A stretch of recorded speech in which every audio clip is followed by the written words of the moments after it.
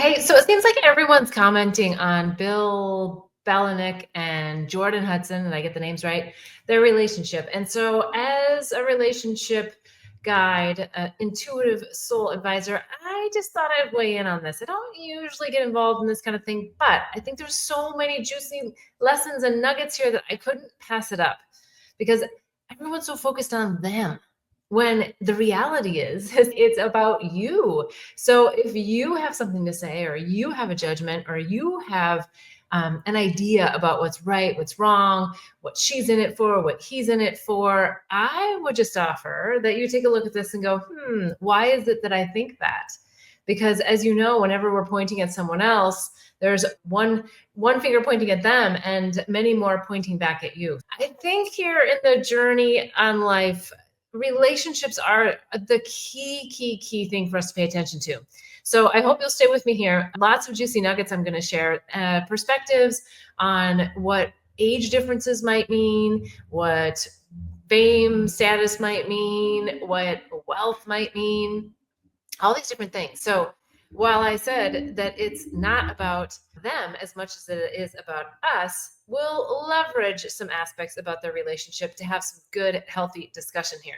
All right, let's get started. Number one, soul contracts. I believe in soul contracts. I know that they exist. We call people in to help us with our spiritual growth. So instead of always thinking the age, which can come into play, that there's also opposites attract, and there's personalities and dynamics at play that are here helping to mirror us a little bit, something more about ourselves. So that's what I love about this particular relationship is everyone wants to talk about this massive age difference, which I get that sometimes you go, ooh, that seems a little bit odd. And someone in their 20s has had very different life experience than someone in their 70s. Okay, so why is that dynamic something that could be really healthy? Let's look at it from that perspective.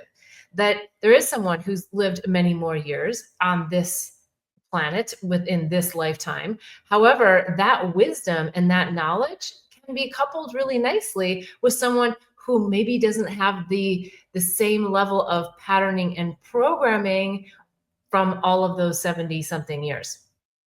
A fresh perspective, a curiosity, a different outlook on life because they haven't had as many setbacks. They have optimism. There's all these different dynamics that come into someone who's in their 20s, and how that could be like the opposites attract. And there could be a really nice dynamic. Wisdom and curiosity and lack of imprinting, if you will, can be a really powerful combination. So who are we to judge what it is that they've set themselves up for in this lifetime to be connected to each other for? Now, again, as I said, soul contracts, I always feel that there's a lot more to this. I know not everybody's looking to wake up in this lifetime, and I don't know Bill or Jordan, and I don't need to know them. They may not ever be on an awakening journey per se in this lifetime. However, they are here having a spiritual experience. They are here having human experiences here in this world. And they're also here because they're in the media to reflect something back to all of us, to go deeper within ourselves and just really feel, okay, what is my judgment against them? Because I think that focusing on the age part, it's not such a big deal. I understand why a lot of people have their issues about it and why they think that that might not be the case, but it could be a very beautiful union. Now, I'll add one other thing, and this is obvious, but I might just come at it with a little bit different angle, that if you're an older gentleman out there watching this, you know what it's like to have your sex drive maybe change a little bit, let's say, over the years. And you know the difference between your sex drive in your 20s versus your 70s. Now, that could be a really great dynamic. And it doesn't have to be that we're looking at this as like a father-daughter, but we're looking at it from second chakra, creative energy, and how the dynamics of this could work really well. It could be, reawakening to a 70-plus-year-old man to be with a younger woman. And if it's consensual and they have things in common and they're finding a way that's healthy to harness that dynamic and catapult each other, I think that's incredible. And at 70, there is no limits to a man's ability to really still be in his most sexual prime. It does take some dynamics within that male because not all males are there. I get that for sure, but they can be. And so it might be a wake up call to some, let's say the more mature men, that, hey, like, you can be very sexually vibrant in your 70s, in your 80s, in your 90s. We have many men that have reflected this to us. This is not necessarily an unhealthy dynamic. Now, for her, you might say, well, why would she want to be with someone so much older? And I touched on that. There is a wisdom and a power that this particular character is bringing forward that really can ignite her and her youth. And a lot of times the women, not always, but the women have a much more sophisticated, older soul sometimes comes into play, but a more mature way of looking at life. And it's true, a lot of men, women's age in your 20s and 30s aren't necessarily that attractive because they're still trying to figure themselves out and oftentimes displaying things that are very immature. Maybe they're not established in their careers and maybe they're still out doing things that they did in their early 20s.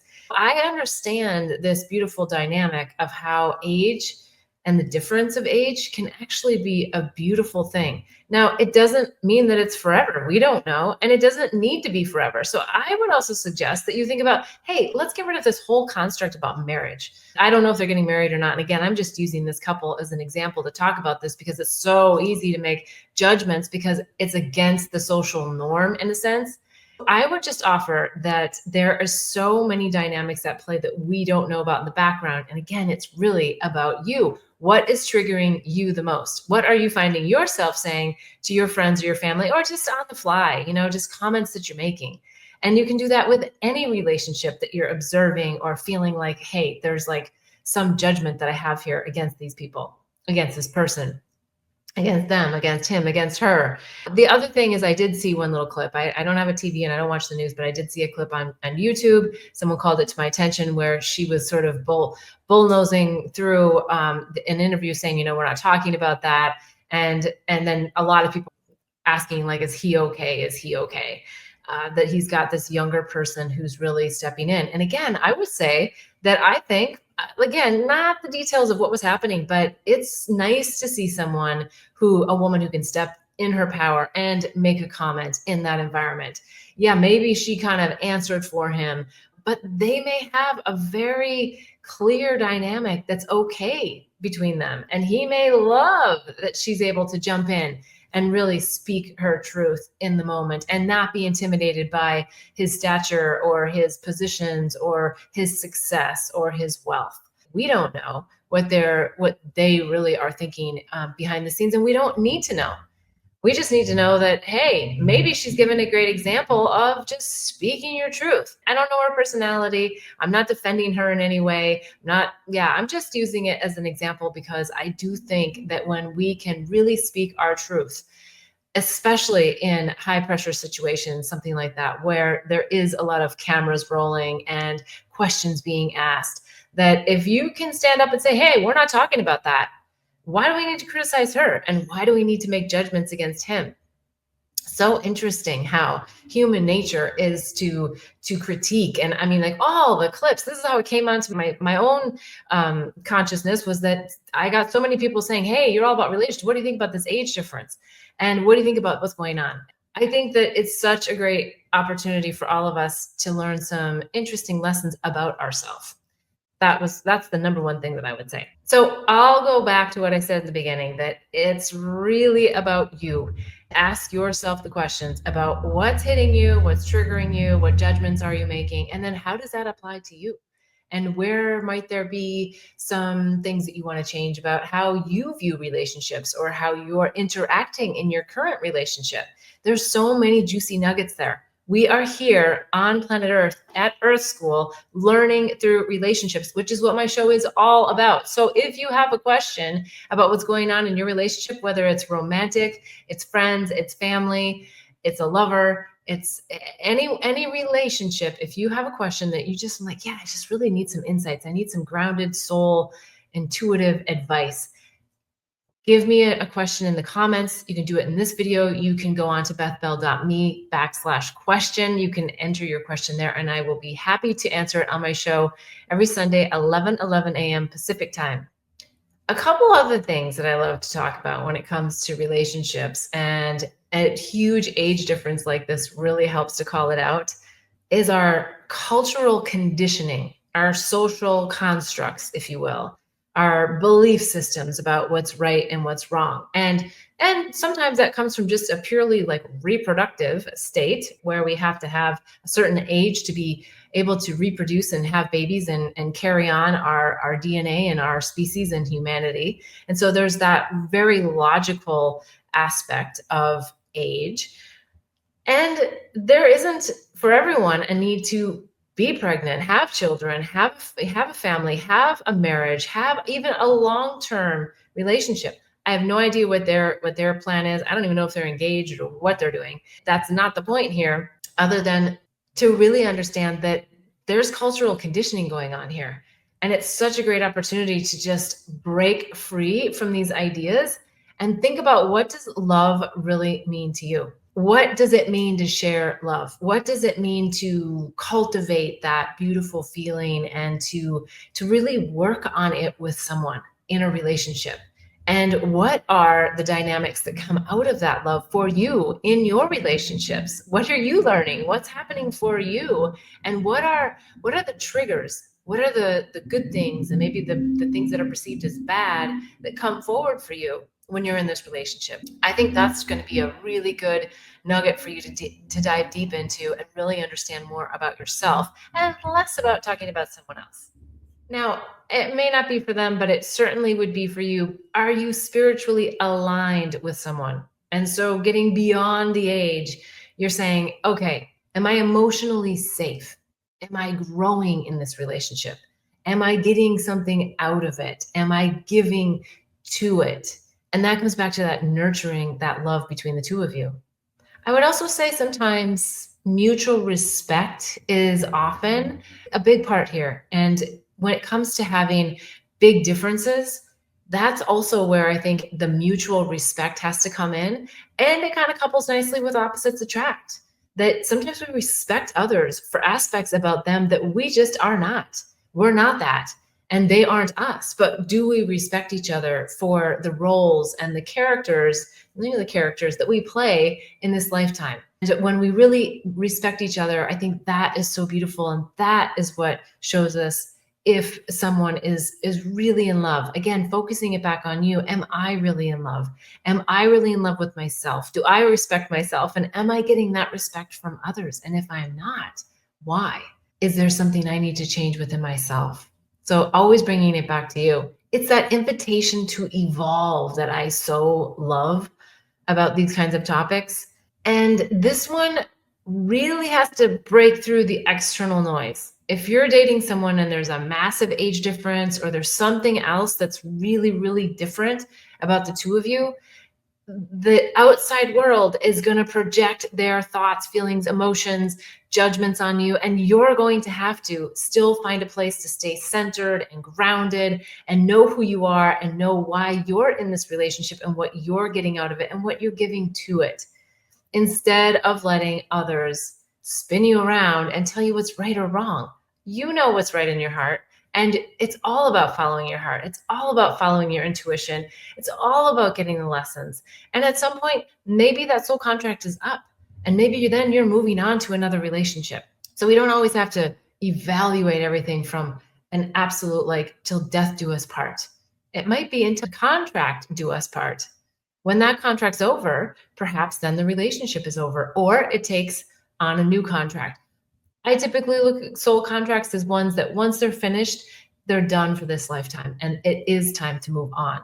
Ultimately, it's an invitation to move beyond the projections that people are making and into the presence of your own soul, the present of the current moment, and the gift of what love brings to us. Because we never know who we're going to have chemistry with, who we're going to have that feeling with.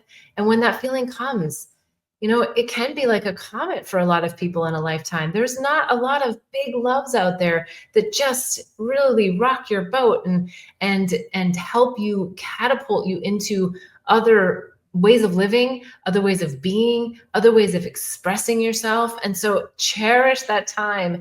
Don't fall prey to the judgments of other people when you don't look like them, or you're not in a relationship that's normal, or typical. All of that is really a lesson for you to realize, no, I can just break through this clutter and come back to my own presence.